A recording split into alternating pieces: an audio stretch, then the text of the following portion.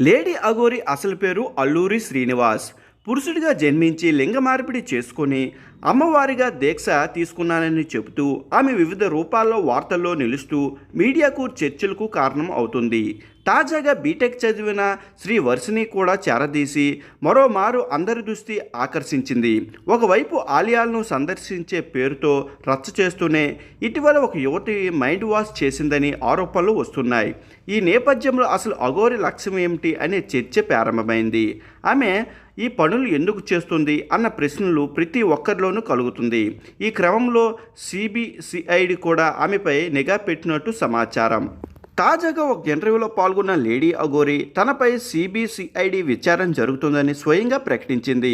ఎక్కడి నుంచి ఎక్కడికి వెళ్తున్నా, ఏం చేస్తూ ఉన్నా అని విచారణ అధికారులు తన గురించి తెలుసుకుంటూనే ఉన్నారని చెప్పింది. శ్రీవర్షిని అనే యువతిని దురుద్దేశంతో లొంగదీసుకున్నానని తనపై వచ్చిన ఆరోపణలు కూడా లేడీ అఘోరి స్పందించింది.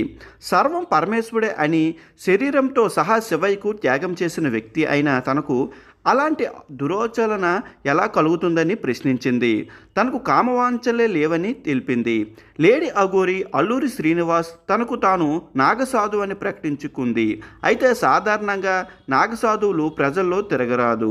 వారు జనసంచారం దూరంగా పర్వత ప్రాంతంలో తపస్సు చేసుకుంటారు.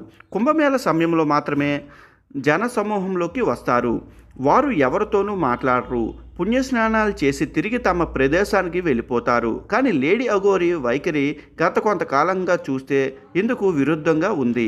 పేరుకు నాగసాధువుగా కనిపించిన ఆమె వ్యవహార శైలి అఘోరిలా లేదని విమర్శలు వస్తున్నాయి. తెలుగు రాష్ట్రాల్లో ప్రముఖ ఆలయాలను ఇటీవల సందర్శించిన లేడీ అఘోరి అక్కడ హంగామా సృష్టించింది.